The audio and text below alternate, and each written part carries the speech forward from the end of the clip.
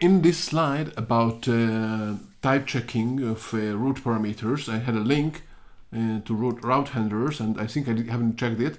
So let me see. In this page in the documentation of Dancer, you can find a bunch of other cases how to define routes. So this is what is so, but you also can use optional versions. You can have the type checking that we saw, various ways. You can have regular expressions, as you can see here. Okay, let me even enlarge the font so you can have regular expressions. There are you can have types different ways, so you can get the types from other places as well. You can also have whitecards. Okay, so there are a couple of them, and let me just go back to the slides and let's take a look at some of them. So it was I have to move forward a little bit because it was an earlier slide where I went back. But I added a couple of new slides here. So one of them is with the optional parameters. So here in this case we have /user and then a username. So instead of ID I have just username, but I have a question mark at the end. So let's go to the command line, and it's called parameters optional, and I run pluckup -r. And I have in another window apparently still running the example, so let me just stop that. Okay, so now actually if we are already here, this error message can happen if you have if you ran pluckup somewhere, it was already listening on port 5000 and now trying to run it again. So this happened to me now because I ran it in a different window. It can happen also sometimes then you run the application and then you, instead of Control-C stopping it, you press Control-Z, and then it's still taking up it's still listening on the port, or even though it's currently not running. So just in case this kind of error you can see, if this kind of error you see. So now let me run the pluckup -r, and here it's listening now to me this time. And I go back to the page and reload it, and here we just have a couple of examples. So if I click one on this, and then we can /user/foobar, and it returns foobar. And then there were two other links which basically were trying to show what happens if there is nothing. Okay, so just the slash, the trailing slash, and then it returns undef. And let me show you the actual source code of this. So it says return undef, the word undef this time, if the username is not defined. So that's going to be the case if the user sends in a request with just the trailing slash. And I also wanted to see what happens if the user removes the trailing slash, so like you can do that, and then that's going to be a not found. Okay, so you have to remember that this is how it works. And I just had this text checking whether the username is an empty string. I think that this can never happen actually, because you can't really send an empty string. Just is going to be undef. Okay, so that's how you do an optional parameter. There is also there are other cases here that we have examples for.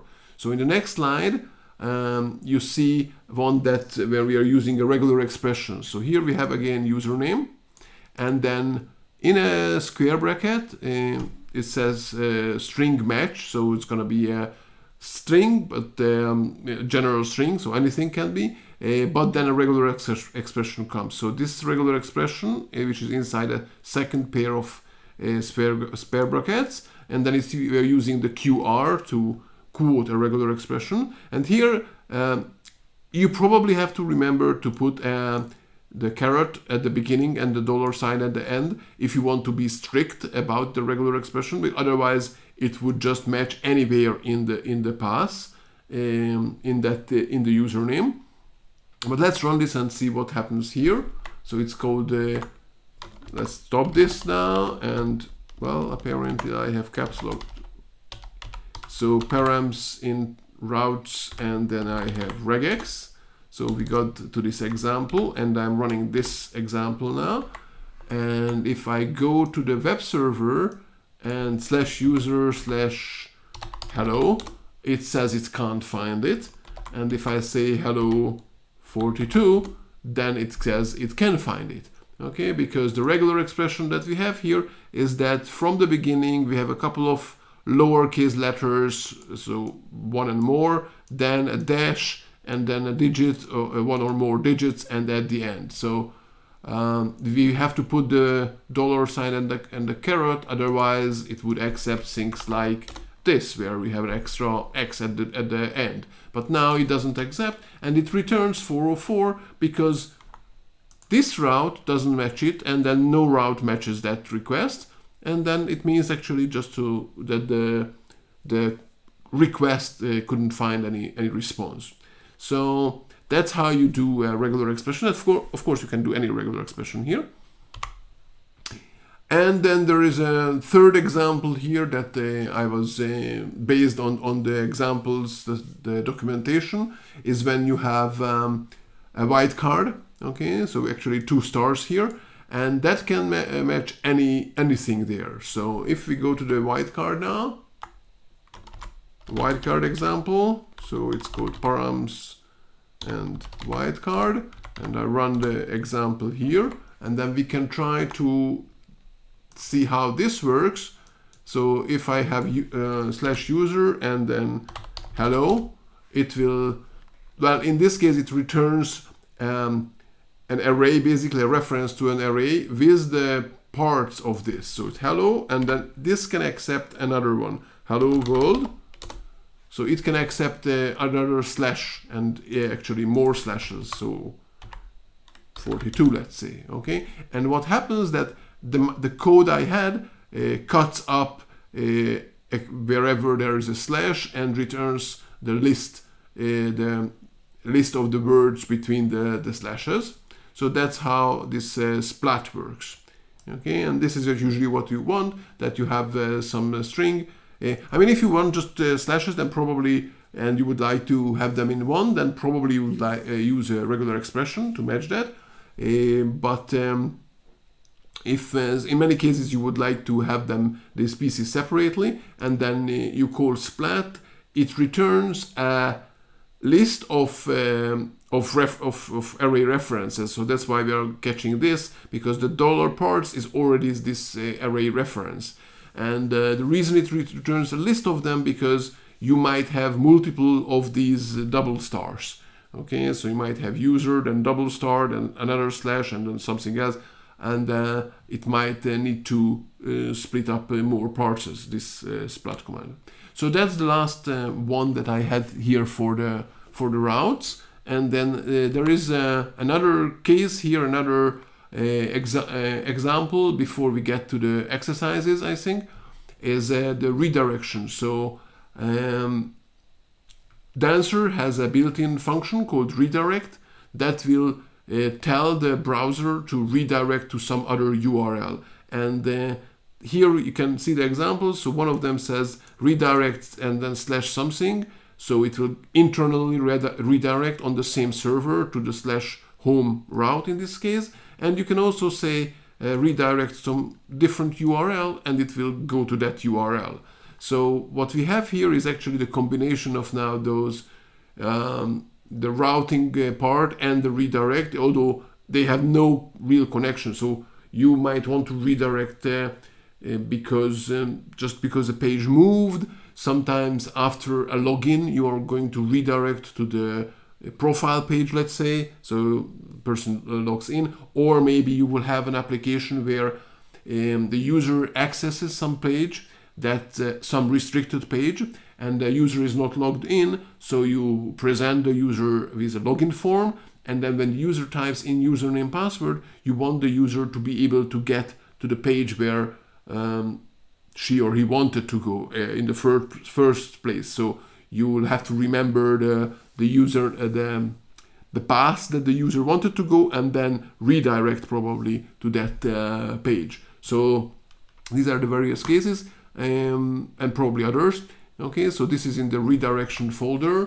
Let me just go there, redirection, and run the application. Now if I go to the root of the website, okay, sorry, I just clicked on enter without changing the URL. So it shows me 3 URLs. One of them is to /go home. So it has these URLs here. Okay, the first one is going to /go/home, the second /go/away, and the third is go elsewhere. And in my source code, in my route that's going to do the redirection, I'm capturing the /go/something, which is going to be in the to placeholder, and then take the route parameters to get where to go. And here I just check so whether the user had the word home, and then I'm going to redirect to the /home, or redirect to away, which goes just to this URL, the Perl Maven website. And in other cases, it's going to say invalid redirect, and it won't give an error message. It's just it won't give an error status code. It will give 200 OK, but it will say invalid redirect. So this is what we're going to see. If I click on home, it automatically redirected us to /home. Okay, go back to the main page. If I click on go away, then it will go, well, to the Perl Maven website. Okay, so, and if I click on go elsewhere, then it will say invalid redirect. Okay, so it's just a way to demonstrate how you can redirect some to some other URL. And if in this case I actually also have the test. So if you'd like to test this thing, so you can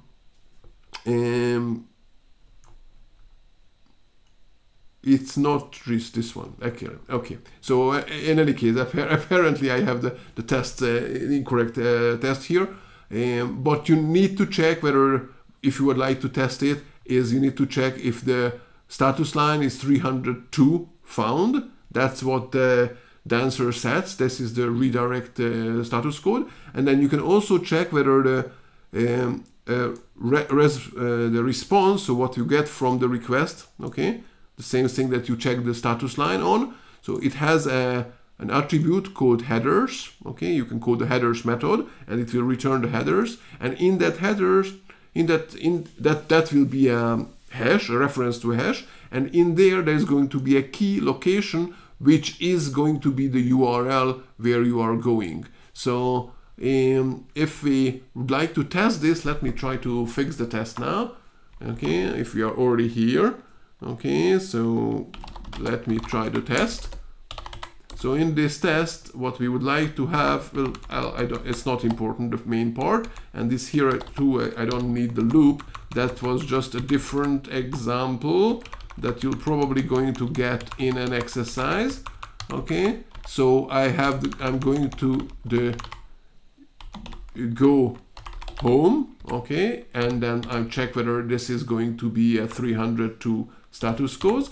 And for now, I'm going just to diag what is in the headers. Okay, so we can see what's in there. And then I'm going to run the test, prove test. And first of all, it says okay, but this is the output from the diag. So this is /home. Okay, and this is what we really wanted, because as you might remember, let me open the application as well.